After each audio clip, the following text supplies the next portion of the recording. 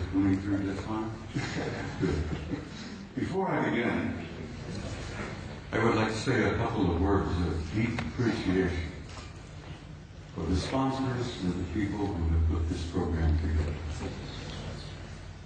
I've been involved in speaking publicly all over the planet and all over the United States.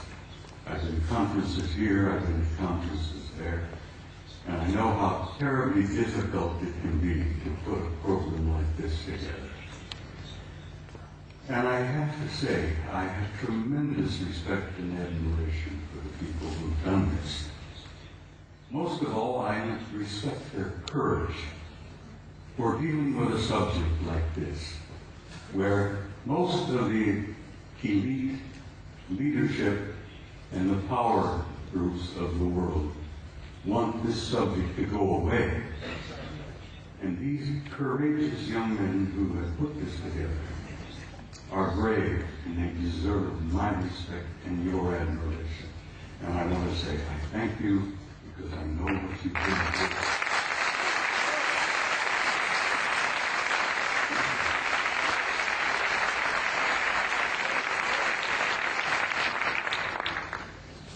Now, I must explain something else to you. I never read from a script. I don't have a prepared script to follow. I get up on a stage and I talk to people like yourselves and I kind of wing it.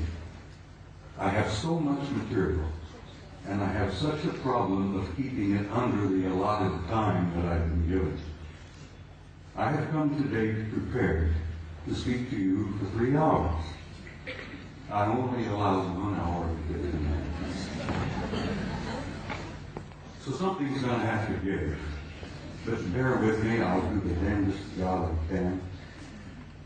And it's important that you see the photographs of the NASA pictures that I have brought with me. Now, my journey began 45 years ago. I began a journey that if I had known then what I know now, if I had known the pain, the anguish, the heartbreak that I was going to experience over these 45 years, I might not have started that journey at all. But here I am in Barcelona in 2009 with some of the most delightful people I have ever met. And looking back, I find that the journey was worth the effort.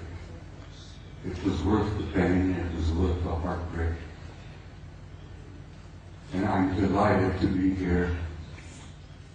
And I'm delighted to see all of you out there. And this is such an encouragement to me that people are beginning to demand the truth. They know they've been lied to from the very beginning. And they want to know. And I'm going to here this afternoon hopefully contribute one small measure to helping you understand and helping you know. Most of my adult life, or most of my first part of my adult life, I was a professional soldier. I was in the Army. I joined the Army in 1950 to avoid the draft. Ended up going to Officers Candidate School, and so help me God, while I was going to OCS at Fort Riley, Kansas, the North Koreans invaded South Korea, and the next thing I know, I'm on the front lines of Korea being shot at by a bunch of pissed off Chinese and North Koreans who tried to kill me. And I had nothing against them. I didn't want to kill them. Here I am, 1951, leading combat troops in Korea in one of the bloodiest wars we've ever had. And the rest, I guess you could say, is history. I led combat troops in Korea in 1951. I spent 27 years on active duty, and I also was involved in the war in Southeast Asia in 1970. Where I was part of an organization that gathered intelligence in the jungles of Southeast Asia, South Vietnam, Laos, Cambodia. And let me tell you, some of those years were rather harrowing. The most harrowing experience I was to have was when I was assigned to Paris, France in 1963 to what we considered in those days a plush assignment, a plum assignment.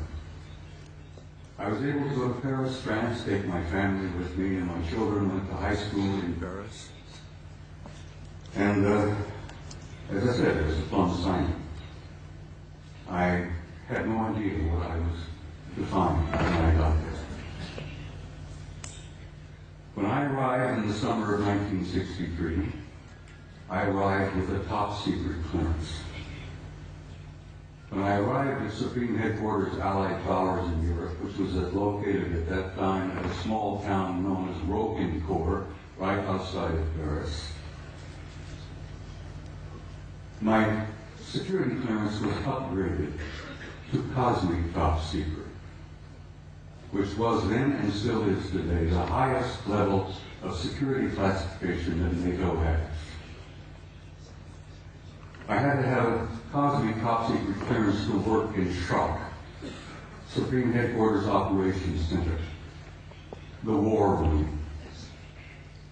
I was a senior master sergeant at the time, and when I was assigned in SHOC, I was given the job of maintaining the duty roster. We worked on a 24-hour basis, day after day after day. And I was given the job of running the duty rosters, and I worked in SHOC. And back in those days, let me tell you, the war rooms were somewhat primitive. You've seen pictures today, I'm sure, of the control centers of most major installations like SAC in Colorado Springs. Everything is electronic. Everything is demonstrated on the wall, extensions just like this beautiful stuff here. Back in those days, we had teletype, we had field telephones, and if we wanted something on the display, we had to go up and take a pin and put it on the wall and show the controllers where this division was, where that Soviet regiment was, and so on and so on. Very primitive. When I arrived in the summer of 1963, I heard rumors about a study that was underway. Now, it interested me because the study was about UFOs. And I was intrigued by that possibility. I was curious about UFOs, had no idea then what they were, what they represented. But we used to discuss this in SHOC, in the war room. The study was underway. What was it about? What happened? Well, it appears that on the morning of the 2nd of February, 1961, World War III almost began.